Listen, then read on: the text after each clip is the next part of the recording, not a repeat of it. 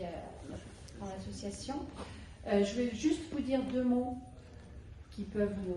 alors vous êtes là, donc vous étiez motivés pour venir voir le film, mais dans les cahiers du cinéma en février, là, il y avait un petit commentaire pour inciter les gens à venir. 3 raisons de voir ce magnifique documentaire. Les 2 bébés seront sauvés. Il nous rappelle le dévouement de notre service public, faiseur de miracles, qu'il convient de sauver coûte que coûte. Il démontre par ces temps troublés que l'humain est beau quand il aime. Voilà, à tout à l'heure. Comment? C'est très dur. C'est un petit peu difficile, mais bon, on sait que les enfants, vous voyez leur tête à la fin, ils ne sont pas du tout. On voit que la greffe, ça les sauve. Hein. Alors l'année dernière, il y a eu 48 donneurs pédiatriques, ce qui veut dire qu'il y a un certain nombre d'enfants qui ont été greffés, puisque 48, normalement, on peut donner entre 1 voire plus d'organes. Et par contre, il y a eu 18 enfants qui sont décédés en attente de greffe. Au 1er janvier, il y avait pas tout à fait 22 000 personnes en attente de greffe. Mais l'année dernière, il y a eu au total presque 900 personnes qui sont décédées en attente de greffe, dont 18 enfants. Et malheureusement, le constat est que en 2023, le taux de refus a encore augmenté. Et comme le papa le dit, effectivement, pour sauver que ce soit des enfants, des adultes, des gens en attente de greffe, il faut des donneurs. Alors quand on interroge les gens, la plupart du temps, les gens ils sont pour le don d'organes. Il y a 80% des gens qui disent qu'ils sont pour le don d'organes. Ça veut dire qu'il y aurait 20% de refus normalement. Et on est à 36%. C'est pas parce qu'il y a 36% des gens qui ne sont pas généreux, c'est parce qu'on n'en a pas parlé. Alors, je vais peut-être laisser Solange vous raconter ce qui lui est arrivé dans sa vie. Eh bien, c'était en 2001. À 56 ans, mon mari a eu un AVC. Donc, il a été transporté immédiatement au centre neurologique sur Lyon, puisqu'on vivait dans le Nord-Isère. Et à son arrivée, bien sûr, il a eu un scanner. Et ce scanner a montré qu'en fait, il avait eu une rupture d'anévrisme derrière le tronc du cerveau. Donc, c'est avéré que c'était un AVC hémorragique. Et en fait, donc, il a été assisté par une machine. Et au bout de 2 jours, évidemment, cette hémorragie a complètement envahi son cerveau, ce qui a amené à une mort encéphalique. Donc à ce moment-là, bien sûr, c'est l'infirmière coordinatrice qui nous a annoncé, à mon fils et moi, son décès, évidemment. Et elle nous a posé tout de suite la question, est-ce qu'il avait souhaité faire un don d'organes? Et là, je dois dire qu'en 2001, ça fait quand même 23 ans, on n'avait jamais parlé du don d'organes, jamais. En plus, je ne savais même pas ce que c'était réellement une mort encéphalique. Et donc, bien sûr, j'ai demandé à mon fils, elle nous demandait évidemment il nous avait dit qu'il voulait donner. Donc on ne savait pas, puisqu'on n'en avait jamais parlé. Et évidemment, il fallait donner une réponse. Et on s'est consulté, j'ai demandé à mon fils, qu'est-ce qu'on fait? Et il m'a dit, écoute maman, c'est toi qui prends la décision. Et là, je dois dire que c'est un moment qui est très difficile, parce que déjà, il y a le décès, et donner une réponse, laquelle? Et là, évidemment, j'ai dit non, j'ai refusé. Et c'est vrai que c'est très très difficile parce qu'en fait, quand on réalise après, on culpabilise, mais ne sachant pas, j'ai pas voulu dire oui. Alors c'est vrai que pour moi, c'est quelque part, évidemment, je suis sûre que si on en avait parlé, je suis sûre qu'il aurait été donneur, mais dans le doute, je ne savais pas. Donc si je témoigne aujourd'hui, Maintenant, ça fait à peu près un peu plus de 10 ans que je suis dans l'association. Donc j'apporte mon témoignage. Et surtout, eh bien, aujourd'hui, on est tous pratiquement donneurs. La seule chose qu'il faut faire, eh bien, c'est d'en parler, surtout à son entourage. Il faut en parler, se positionner surtout. Et si malheureusement un jour ça arrive, eh bien, que pour la famille, ce ne soit pas un moment aussi difficile. Du fait que, bon, vous vous inscrivez sur la liste, sur le registre des refus, et au moins, on ne posera pas la question à la famille. On saura que vous avez dit que vous ne vouliez pas être donneur, donc voilà. Mais on ne se retrouvera pas dans une situation comme bien souvent on se retrouve, malheureusement. C'est ce qui est le plus difficile pour les familles. Voilà, ce qui est important, eh ben, c'est de se positionner, surtout. C'est le plus important. Il n'y a pas de limite d'âge. En fait, c'est médical. Quand il y a un potentiel donneur dans une réanimation, on fait des examens et c'est au vu des examens que l'agence de biomédecine va dire quels organes vont être potentiellement greffables. On estime qu'un rein ou un foie en bonne santé peut vivre 120 ans.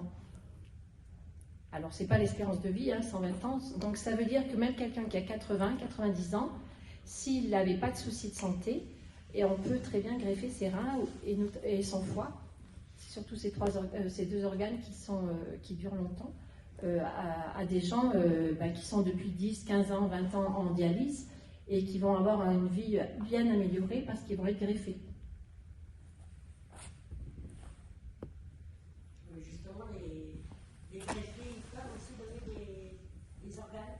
Alors, quand on est greffé, avant d'être présidente de France Adote, j'étais infirmière coordinatrice au centre hospitalier Millerou pour les dons d'organes. Et donc, on nous disait de dire aux familles que quelqu'un qui avait été greffé pouvait être donneur, mais pas de l'organe qu'il avait reçu. Et il s'avère qu'en 2022, il y a un rein qui avait été greffé à quelqu'un qui a fait un AVC. Et ce rein était tout à fait fonctionnel, allait très bien. Et je pense qu'en plus, il a dû y avoir une urgence à ce moment-là. Et donc, il a été greffé à une troisième personne et ça a marché. Donc, ce rein, ça fait la troisième personne à qui il permet de vivre. Alors, ce n'est pas quelque chose qui se fait au quotidien, mais dans certains cas, oui, c'est possible qu'un organe qu'on a reçu, il soit à nouveau greffé. Oui, je viens d'apprendre que donc on peut 80 ans passés être donneur. Alors même, et je pense que je dois faire seul. Il n'y a pas de limite d'âge pour. C'est pas comme le don du sang, le don de la moelle osseuse. Il n'y a pas de limite d'âge pour les organes et notamment aussi les tissus. Ce à quoi on est souvent confronté quand on a quelqu'un qui décède à l'hôpital. Alors pas en mort encéphalique, pas en réanimation où il peut donner ses organes, mais tous les défunts à l'hôpital, tous ceux qui sont décédés, que leur cœur s'est arrêté, qui sont morts, qui sont en chambre mortuaire, ils peuvent éventuellement donner des tissus, et notamment la cornée. La cornée, c'est la petite lentille, comme votre verre de montre, qu'on a sur l'œil. Et ça, on fait des démarches de don. Alors bien sûr, on a regardé avant le dossier médical, s'il y a une contre-indication, on ne va pas faire de démarche auprès des proches. On regarde le registre des refus. Si la personne est inscrite sur le registre des refus, on ne va pas faire de démarche auprès des proches. Et dans tous les autres cas, que ce soit pour des tissus ou des organes, on va faire une démarche auprès des proches et on prélève des cornées à des gens très âgés et qui vont être greffés après à des gens qui ont des problèmes oculaires. On ne meurt pas parce qu'on n'y voit plus, mais si on peut nous greffer une cornée et qu'on retrouve la vue, c'est quand même mieux d'avoir une vie, on a une vie bien plus satisfaisante de voir que quand on a un déficit, même que ce soit un déficit visuel. Mais non, il n'y a pas de limite d'âge. Et bien sûr, dans l'autre sens, vous avez vu dans le film, s'il n'y a pas de limite d'âge de vers le haut, il n'y en a pas non plus vers le bas. puisque malheureusement, pour greffer des enfants comme Céline et Luna dans le film, ça veut dire que quelque part en France, il y a des enfants, les organes, ils ont besoin aussi d'être appareillés en fonction de la taille, du poids. On ne peut pas mettre un cœur de quelqu'un qui va faire 1m80 et 100 kg à une petite dame qui fera 1m50 et 50 kg. Donc pour les enfants, c'est pareil. Il faut des organes qui s'appareillent, donc ça veut dire qu'il y a des enfants qui sont décédés. Et dans le cas des enfants mineurs, il faut que papa et maman ils donnent leur accord en signant un papier. C'est le seul cas. Sinon, on est tous donneurs, comme vous a dit Solange, sauf si on s'est inscrit sur le registre des refus pour dire qu'on était contre. On peut aussi faire un courrier qu'on laisse à un proche, ou même maintenant, peut-être que vous en avez entendu parler, si vous avez créé votre dossier médical partagé, on peut faire ces directives anticipées. Dans vos directives anticipées, on peut autant dire que on ne veut pas d'acharnement thérapeutique si on a un cancer en phase terminale. On peut aussi écrire, il y a suffisamment de place, que si par hasard on est potentiellement donneur d'organes, qu'on se retrouve en réanimation parce qu'on a fait un AVC ou qu'on a eu un accident grave, et bien qu'on est donneur d'organes. On peut aussi l'écrire là. Et puis la troisième façon de dire, on peut le dire à un proche. Parce que de toute façon, si on n'est pas sur le registre des refus, il y a toujours un entretien avec les proches. Et c'est là que le bas blesse. C'est pas que, voilà, ce que je vous disais tout à l'heure, que les gens ne sont pas généreux, mais les familles, elles doivent déjà affronter cette mort qui est brutale. Quand on a un patient mort encéphalique, il est souvent rentré il y a 24-48 heures à l'hôpital, soit suite à un accident de la voie publique ou un autre accident domestique, et donc un trauma crânien, soit un AVC hémorragique, comme vous a dit Solange. Et donc, on a à peine eu le temps d'accepter que la personne, on ne va pas la sauver, on nous dit qu'elle est morte, et là-dessus, on vous demande si elle avait fait part de son refus du don d'organes. Et c'est tellement difficile pour les familles, c'est un moment de deuil qu'il faut déjà accepter cette mort. Donc déjà, il y a l'acceptation de la mort, et en plus, demander s'il était ou pas donneur d'organes alors qu'on n'en a pas parlé, c'est une deuxième difficulté, un deuxième coup de massue pour les familles. Et c'est là qu'il faut effectivement en avoir parlé avant, au moins savoir pour ses proches, son conjoint, ses enfants, ses parents, parce que quand ça arrive, on n'a pas beaucoup de probabilité que ça nous arrive, hein. On a plus de probabilité de recevoir un organe parce qu'on est malade que de donner, mais quand ça arrive, on n'est pas préparé, si on n'en a pas parlé un minimum. D'ambassadeur qu'on peut demander sur Internet en mettant ses coordonnées. Donc, c'est listé, il y a un numéro. Peut-être qu'un jour ça sera utile. Ça sert surtout pour dire qu'on en a parlé, on connaît la loi, on sait que si on est contre, on devait s'inscrire sur le registre des refus, donc qu'on est pour le don d'organes et qu'on en a parlé à nos proches. Donc cette carte, on peut la demander et la mettre avec notre carte vitale et notre carte de mutuelle. Effectivement, si on a ça dans notre portefeuille, ça va être une aide à l'hôpital. Mais si on la met dans notre portefeuille et qu'on n'en a pas parlé à nos proches, elle ne sert à rien. Et le choix d'être donneur ou pas, à partir de quel âge? Alors, on peut s'inscrire sur le registre des refus à partir de 13 ans. Je sais pas que vous avez... Voilà. Le législateur a choisi cet âge. Donc, à partir de 13 ans, on peut s'inscrire sur le registre des refus. Donc, si un enfant est inscrit sur le registre des refus, on n'ira pas faire de démarche auprès de ses parents. C'est lui, il a entre 13 et 18 ans, il s'est inscrit sur le registre des refus. On peut le faire par Internet, ou vous verrez si vous avez pris les petits livrets jaunes ou par envoi postal, mais on peut le faire sur Internet. Donc, si un enfant a dit entre 13 et 18 ans, il s'inscrit sur le registre des refus, comme c'est la première chose qu'on regarde quand il y a un patient encéphalique, il est inscrit sur le registre des refus, ça sera comme un adulte, on ne demandera rien à ses proches, puisqu'il a lui-même fait la démarche. Par contre, s'il n'est pas inscrit dans le registre des refus, il faut que papa et maman signent un document comme quoi ils acceptent le don d'organes. C'est les parents là qui sont garants. Je ne comprends pas l'histoire des 13 ans là. Pourquoi 13 ans? Alors, c'est pas moi qui fais les lois françaises. Alors, je crois que ça correspondait à un âge de majorité par rapport à la puberté. Georges Ponton, qui était là avant, il donnait une explication. Il faudrait que je la recherche de nouveau, mais Voilà, les lois, des fois, les gens disent pourquoi il y a un registre des refus et pas un registre qu'on veut. Voilà, le législateur a choisi ils sont nombreux là-haut à l'Assemblée nationale pour discuter. Je suppose qu'il y avait des raisons quand ils choisissent de faire telle ou telle démarche.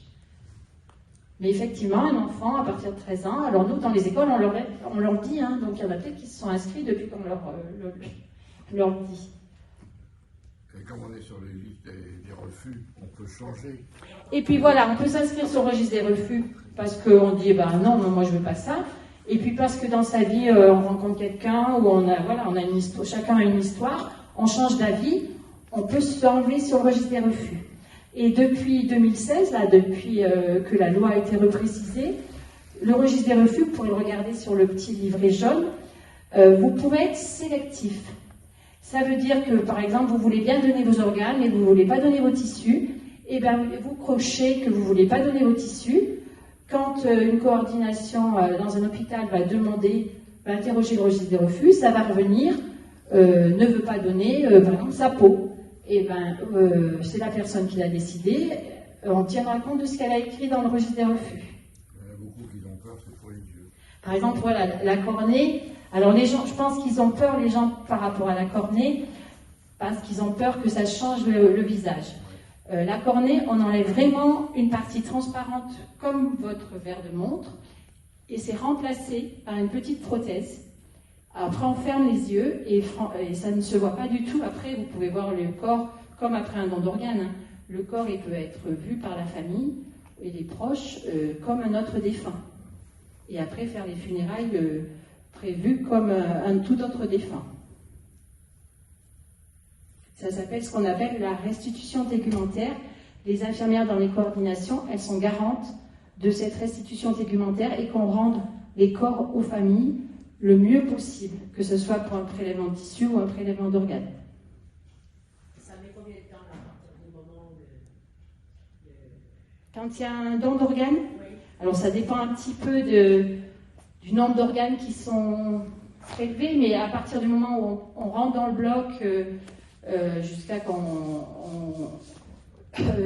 au minimum 8 heures, après ça dépend des organes qui sont prélevés, parce qu'il faut que toutes les équipes arrivent, préparent les organes, les prélèvent. Et là, vous avez vu, pour la greffe, c'est pareil. Hein. Ça dure souvent 7 à 8 heures, une greffe. La recherche de compatibilité, vous savez, c'est tellement, je veux dire, celui qui doit se faire greffer, il y a tout un tas d'analyses à faire. Alors, c'est pareil pour le donneur. Donc, c'est ça demande, vous voyez, parce que quand on dit qu'il faudrait aller vite, suite à une mort cérébrale, le temps qu'on fasse les analyses, tout ça, combien... Alors, effectivement, on sait que ça doit aller vite, mais déjà, il y a le fait de voir les proches, ça peut prendre du temps. Malheureusement, donc, le cerveau étant détruit, c'est lui qui commande tous les organes, donc on sait que le cœur, même avec les méthodes de réanimation, il va s'arrêter à un moment. Donc, on a la pression du temps, mais il faut garder, protéger cette famille qui va aller vers le don d'organes. Et donc, voilà, il faut jouer sur les deux, mais des fois, il y a des familles qui sont loin, il faut attendre qu'il y ait des enfants qui arrivent. Et puis après, pendant ce temps, on fait les examens. C'est pas, voilà. En même temps qu'on envoie tous les examens pour savoir si les organes fonctionnent bien, on fait bien sûr le groupe sanguin, et puis ce qu'on appelle le groupage HLA. Et après, les gens qui sont inscrits en liste d'attente, on leur a déjà fait ces examens. Donc après, à l'agence de biomédecine, il y a des ordinateurs. Hein. Ça va assez vite. Ils vont proposer l'organe à un service. Comme là, vous avez entendu plusieurs fois dans le film, ils ont dit, on attend d'avoir si on a un bon cœur ou si on a un bon foie, on va à la greffe. Du coup, l'agence de biomédecine propose un service. Ils ont 10 minutes, un quart d'heure pour voir le dossier, pour dire s'ils l'acceptent pour leur patient qui est inscrit. Et après, si jamais, pour une raison X ou Y, par exemple, vous avez vu la petite fille, à un moment, elle avait de la température, elle n'était pas possible de la greffer à ce moment-là. Là, le médecin va dire, non, à ce moment, on ne peut pas. On va le proposer à un autre hôpital. Et ça peut durer, il peut y avoir plusieurs personnes à qui on propose, parce que les médecins, par exemple, refusent pour une raison X ou Y. Qu'est-ce que ça veut dire, bon foie, Après, ça c'est en fonction, voilà, ils veulent souvent une compatibilité qui soit parfaite. La compatibilité pour le don d'organes, elle n'est pas à 100%. C'est pas comme la greffe de moelle, par exemple, où il faut qu'on vous trouve un jumeau quand vous avez une leucémie, qu'on doit vous faire une greffe de moelle, il faut être jumeau. Le mieux, c'est d'avoir un frère ou une sœur qui soit parfaitement comme vous. Et sinon, après, on cherche, là, pour le don d'organes, on est moins rigide, mais souvent, les médecins, ils veulent quand même un organe, la taille au mieux et la compatibilité au mieux pour le patient. Sauf si, effectivement, il est en urgence, par exemple, pour le cœur ou pour le foie, et qu'il va mourir. Si on le greffe pas rapidement, là, on fera moins attention à la compatibilité, parce qu'on sait que maintenant, on a les traitements anti-rejet pour compenser.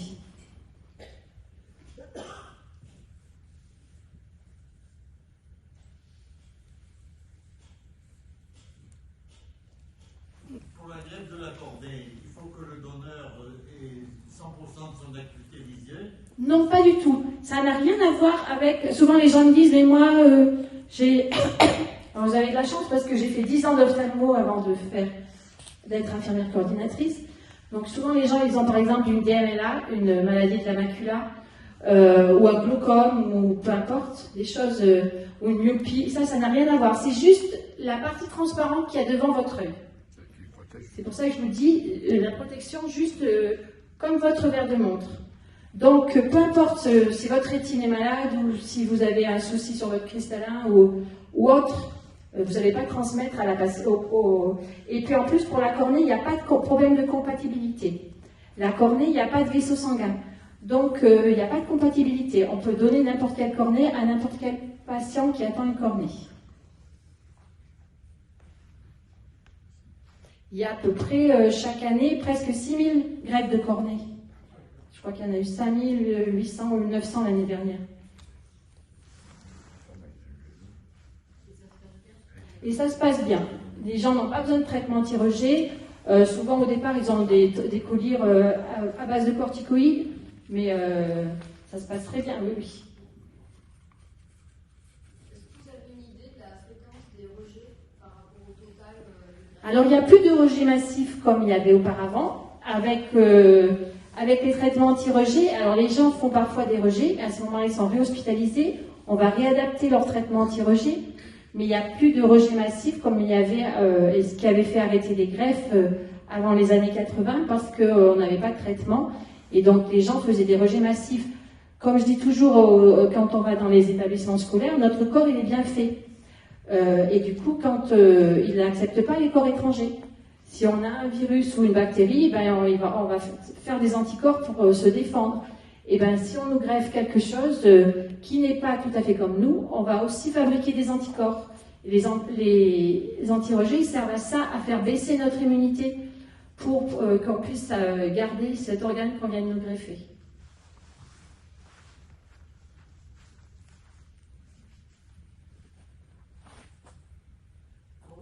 La personne qui est donneur d'organes peut en donner combien? Alors,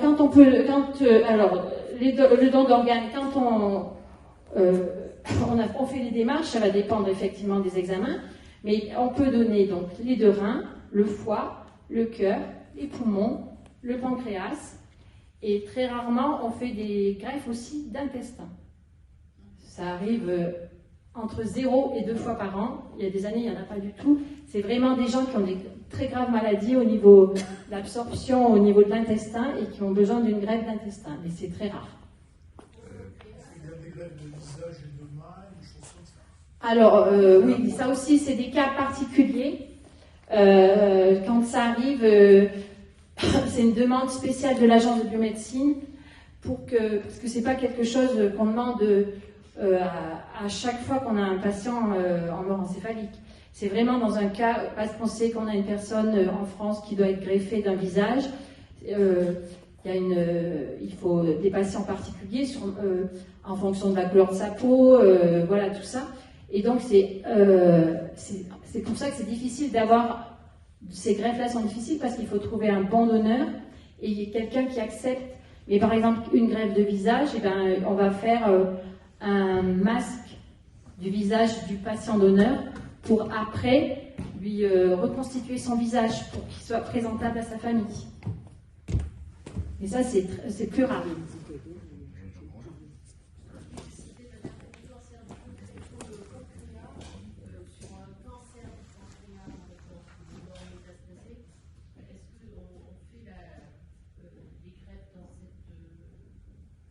Alors, pour le pancréas, je ne sais pas. Ça arrive sur le foie. Sur le foie, sur des...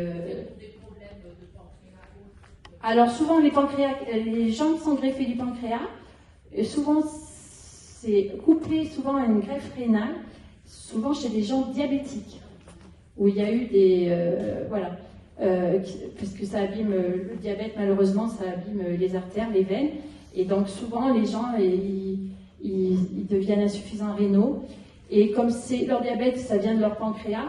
Quand on peut, il y avait une collègue infirmière, je ne sais plus où elle était, elle retravaillait après, elle avait une bigreffe rein-pancréas. Je pense qu'elle est encore en activité. La durée de vie d'une personne qui est greffée. Alors, la durée de vie, si on regarde les statistiques sur Internet, on va vous dire un cœur, ça fait tant d'années, mais après, il n'y a pas de règle. En fonction de son hygiène de vie aussi. Voilà, l'hygiène de vie, ça y fait, puis on ne sait pas trop en fait, parce qu'on n'a pas un recul sur les greffes, mais il y a des gens qui sont greffés du cœur depuis plus de 20 ans, ou du rein, ou du foie. 30 ans, un côté Jean-Jacques, 27 ans, 26 ans. Voilà. 30 ans, il est sur ses 31 ans. Qui était greffé du cœur. Du cœur, oui. Alors, si vous regardez les statistiques, vous allez sur Internet, on va vous dire que le cœur, je sais plus, à l'époque, ça devait être 10 ou 12 ans, mais ça a dû augmenter maintenant. Mais avec les traitements, avec l'espérance de vie, on est mieux suivi. Comme le reste de la population, on vit plus vieux, donc il n'y a pas de raison que les greffés... Par contre, effectivement, quand c'est des enfants, il y a un risque presque certain que dans leur vie, ils vont avoir besoin d'être regreffés. À l'adolescence, notamment, non ? Souvent, à l'adolescence, on décompense. Et le fait vous disiez, les anti-rejets abaissent l'immunité. Ça ne crée pas d'autres facteurs? Si, mais malheureusement, si on n'avait pas été greffé et que la personne n'allait pas greffée, elle serait morte. Ouais. Donc, effectivement, souvent, parce qu'on est plus fragile, parce que il faut qu'on fasse plus attention. Par exemple, quand il y a eu le Covid, les gens greffés, pratiquement, je ne sais plus tous les combien, mais ils ont été vaccinés 5-6 fois, certains dans l'association. Parce que, voilà, ils avaient plus de risques. Et il y a des maladies qu'ils attrapent plus facilement. Quand il y a des virus qui passent, effectivement, ils ont moins d'immunité, donc ils sont plus fragiles. Mais ils n'auraient pas cette vie et ils n'auraient pas vécu aussi longtemps s'ils n'avaient pas été greffés.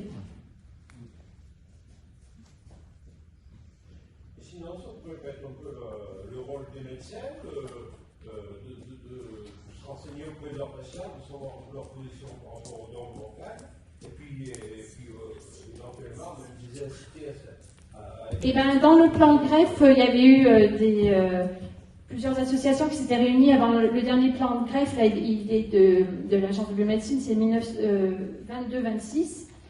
Et il y avait eu comme proposition que les médecins soient mis dans le circuit pour en parler. Mais déjà, sans qu'on leur dise forcément notre choix, mais déjà les médecins en parleraient. Mais bon, vous voyez bien comment c'est actuellement, la pénurie de médecins, on n'a pas de rendez-vous et tout, donc si en plus on leur rajoute de faire des consultations et de parler sur du don d'organes. Après, je sais que mes collègues l'année dernière, elles avaient fait la démarche à l'hôpital, elles ont donné des petits livrets et des affiches, normalement, je crois qu'elles en ont... Alors, je ne sais pas si elles l'ont fait que sur le Puy ou sur toute la Haute-Loire, pour qu'il y ait l'affiche et des livrets disponibles dans tous les salles d'attente des médecins. Alors moi, je sais que là où je vais au Puy, elles y est, mais je ne sais pas si elles l'ont fait dans tout, il faudrait que je leur demande si elles l'ont fait dans tout le département ou juste, parce qu'elles étaient passées par l'ordre des médecins, ou si elles l'ont fait que sur le Puy. Il y a 2 cabinets que je connais à Jacques qui n'ont pas fait. Il n'y a pas de livret ni de grande affiche avec cette chose dessus là. C'est des grandes affiches où il y a ça dessus elles ont mis dans les salles d'attente. Non. Je leur en reparlerai pour savoir, parce qu'elles étaient passées par l'ordre des médecins, donc je pensais que ça avait été diffusé dans tous les... Aussi, quand on fait un questionnaire pour don du sang, et qu'on rencontre un médecin don du sang, il pourrait... Vous en parlez? Alors, moi, je sais ce qu'on... Par exemple, il y a certaines collectes où, je sais qu'à Sainte-Marie, on y va à chaque fois. Et du coup, on voit les donneurs après la collation pour leur parler, quand c'est des gens jeunes, puisqu'il faut s'inscrire avant 35 ans, du don de moelle osseuse et du don d'organes. Et leur laisser les documents. Et c'est vrai que de toute façon, ça passe par l'information et malheureusement, sur les médias, à la télé, on en parle une fois par an. Voilà, si vous aviez regardé France 3 Auvergne ce soir, ils en ont parlé. Parce qu'il y avait quelque chose au puits cette semaine au lycée Simone Veil. Mais sinon, voilà, on en parle très peu.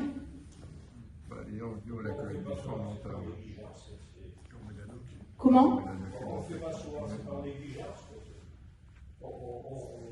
Même chez toi, entre nous, c'est vrai qu'on va en parler là, on néglige. Après, je pense qu'il faut en parler.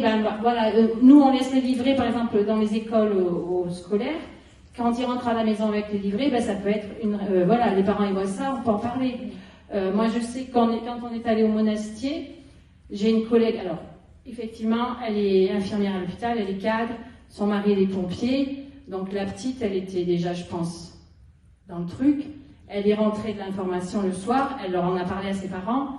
Elle m'a envoyé un message sur les réseaux pour me dire que c'était super parce que la petite, elle avait été, voilà, elle avait bien tout compris. Elle leur en avait parlé le soir. Mais je pense que voilà, tout le monde ne fait pas comme ça. Il faut profiter des petits moments où quand il y a un film, voilà. Mais c'est vrai que c'est pas un sujet. Et puis le problème, c'est que chez nous, mais partout, la mort, elle est sortie de la maison. Maintenant, la plupart des gens, ils meurent à l'hôpital. Et ça fait partie, voilà, parler du don d'organes, c'est parler de la mort et de sa propre mort. Donc, c'est pas toujours facile. Mais déjà, vous voyez, avec les directives anticipées, il y a peu de gens qui savent qu'on peut les faire, déjà. Alors, oui, mais après, c'est pas facile. C'est pas facile, mais je veux dire, il y aurait plus de gens qui savent, et ben, ils pourraient porter dessus. Voilà. Parce que effectivement, même quand vous rentrez à l'hôpital maintenant, on vous demande est-ce que vous avez fait vos directives anticipées, est-ce que vous avez parlé du don d'organes, mais on ne vous demande pas votre choix, mais on vous demande si vous l'avez fait ou pas. Mais faire ces directives anticipées, quand on est en bonne santé, c'est une chose. Et puis je pense que le jour où on tombe malade, on les refait. Parce qu'on n'a pas forcément les mêmes avis. Parce que devant la maladie, vous voyez bien là ces petits-enfants et leurs familles, je pense qu'on a des forces et puis on se positionne pas pareil. Il y a des fois des gens qui ont des maladies ou des graves accidents, on se dit mais moi je serais à leur place, j'aurais préféré pas vivre. Sur le coup on dit ça. Mais après on a des ressources quand on tombe malade et je pense qu'on pense pas la même chose. Donc les directives anticipées, c'est pour ça que souvent ils demandent si on est au début des directives anticipées, ils demandent si on est en bonne santé ou bien si on est actuellement malade, parce qu'on ne se positionne pas de la même façon.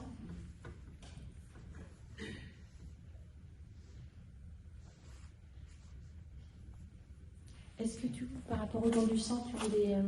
Je vais en profiter pour faire un peu de pub, bien sûr. Oui, bien sûr. Oui, parce que bon, il n'y a pas de greffe sans pratiquement de sang.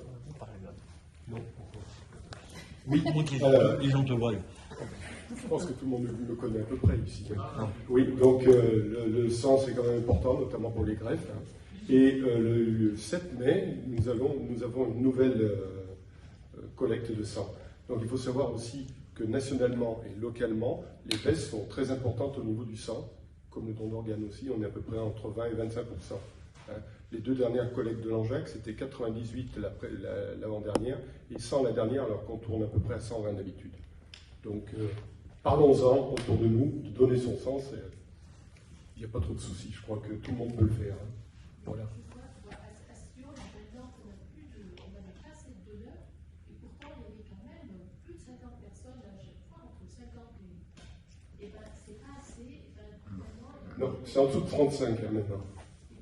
le taux était quand même, on avait plus de 35, c'était 2 fois par an.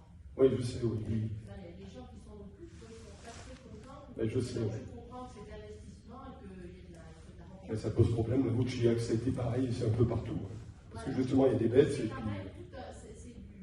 C'est un peu de perte, je dirais. Oui. Ouais. Mais généralement, l'EFS arrête les prélèvements quand c'est en dessous de 35. Peut-être qu'il n'y a pas assez de monde. Voilà. Voilà. C'est un peu comme le plasma maintenant. Dans la Haute-Loire, on ne peut plus donner le plasma. Hein. Il faut aller voir Clermont ou Saint-Étienne. Ouais. Oui. Même au centre du puits, ils ne prélèvent pas. Je suis bien d'accord. Avant, il y avait des collectes mobiles de plasma. C'était très bien, tout le monde y allait. Enfin, tout le monde y allait. Et depuis 2012, ils ont arrêté. Donc voilà. Et on est en manque de plasma puisqu'on importe des États-Unis. Alors, je n'en parlerai pas plus, hein, sinon... Tu parles de don du sang, là, mais il y a quand même des restrictions. Si tu as certaines maladies ou... Évidemment, oui, bien sûr. Mais on peut faire le test sur Internet, ou on peut venir lors de la collecte et s'entretenir avec le personnel pour savoir si on peut donner ou pas. Puisqu'il y a un questionnaire, évidemment. Est-ce que tu peux redire les grosses maladies ou non, je ne peux pas, non, parce qu'il y a beaucoup de choses qui entrent en ligne de compte. Hein. Par contre, on peut dire, maintenant, ceux qui peuvent donner, puis je crois que la communauté gay ne pouvait pas donner, c'est ça? Aujourd'hui, ils peuvent donner, et il y a aussi un délai par rapport à ceux qui ont eu des cancers, c'est ça? Alors, il n'y a pas un délai par rapport à une maladie. Ouais. C'est plus complexe que ça. C'est au cas par cas. Hein. Mais la communauté homosexuelle a été bannie, aujourd'hui peut donner. Absolument. Bah, au lieu de demander, il demande juste si on n'a eu qu'un seul partenaire, si on a plusieurs, plusieurs ou un partenaire, peu importe si c'est un homme, une femme. Mais je crois que c'est récent, hein, c'est 2 ans, 3 ans. 2-3 ans, un truc comme ça.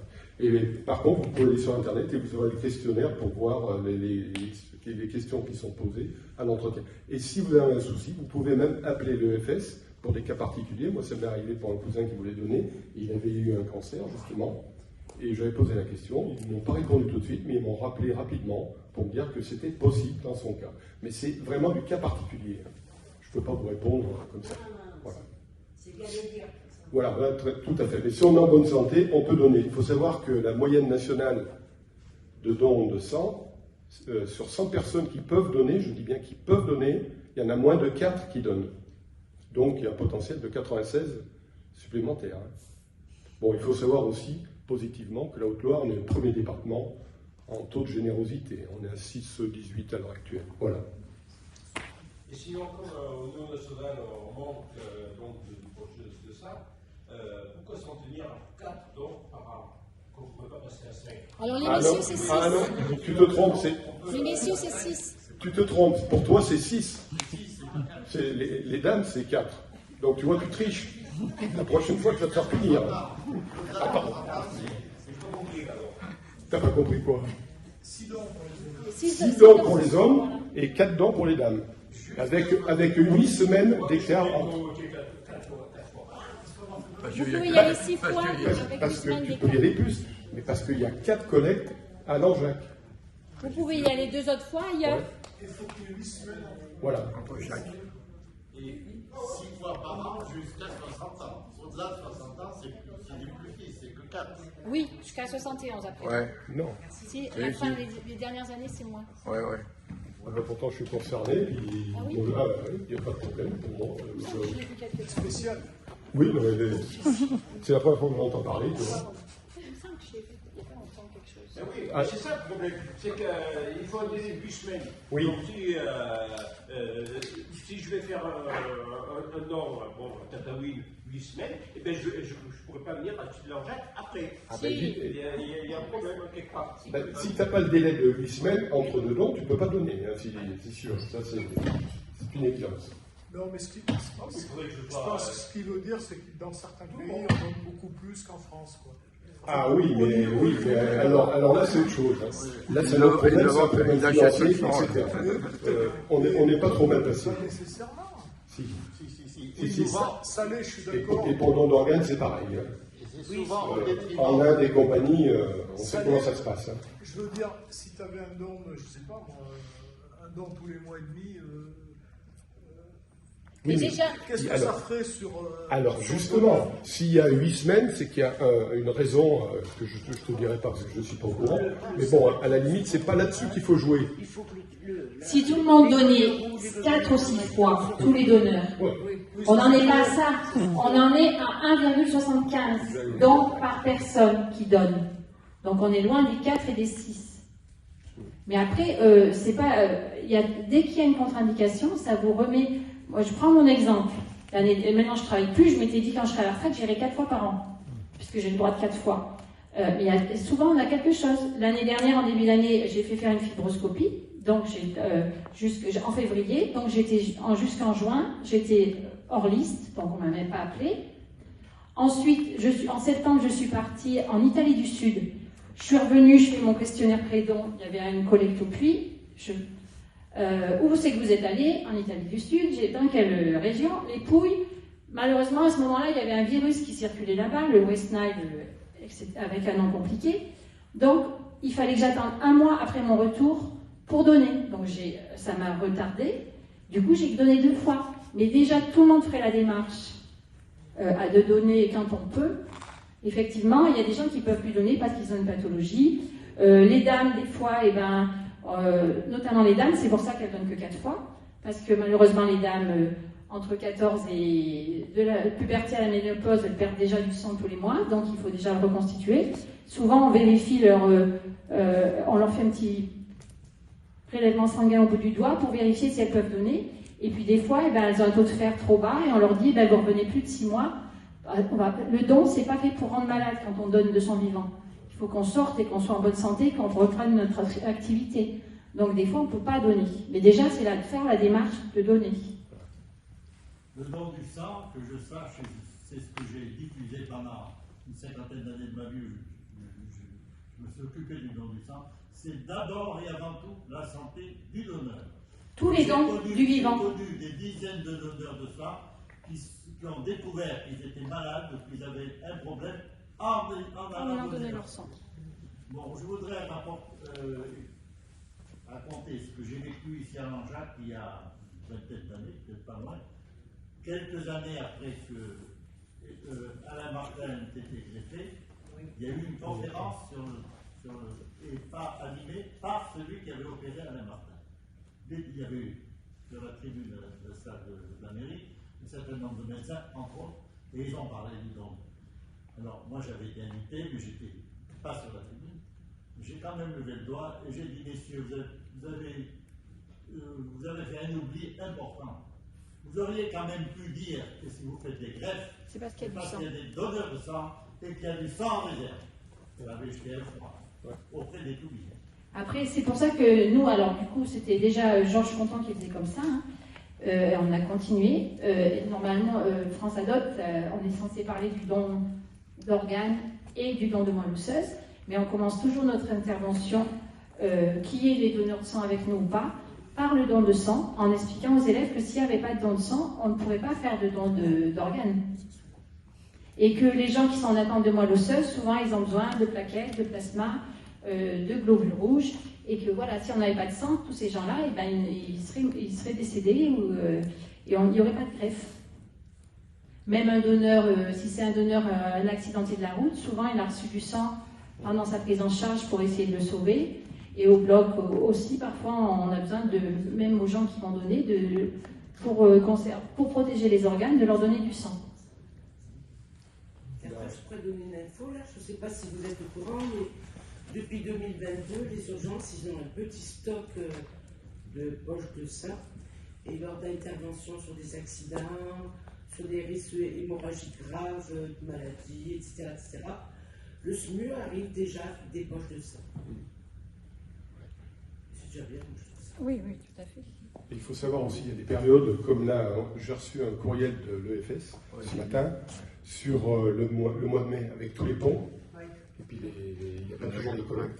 Donc ils anticipent pour que les gens aillent donner, pour que les réserves soient à un niveau... Comme avant les vacances d'été. Voilà, pareil. Alors en parlant de moelle osseuse, de greffe, etc., j'ai un pote qui habitait à Langeac. Il avait mon âge à peu près. En 4 mois, une leucémie, en 4 mois, il a eu plus de 45 poches de sang. Je ne sais pas si vous voyez. Même moi, j'étais impressionné. Bon, ça n'a pas sauvé, malheureusement.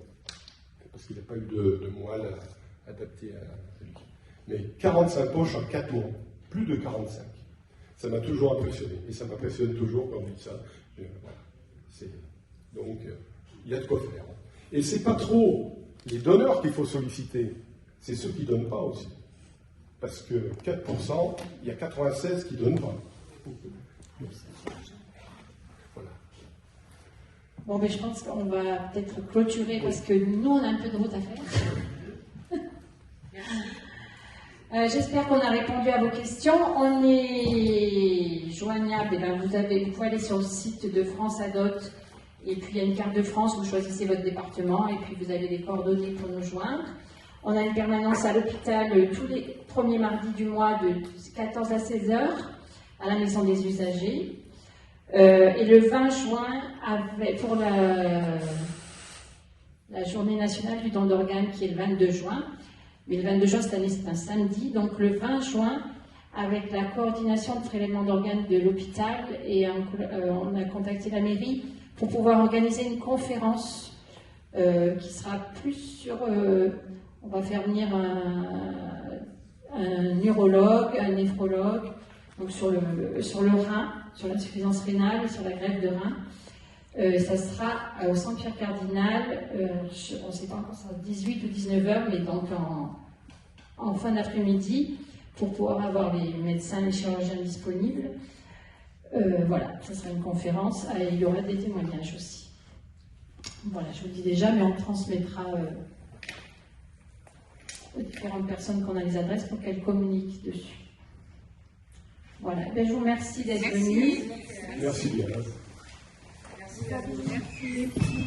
Si vous n'avez pas pris les petits livres.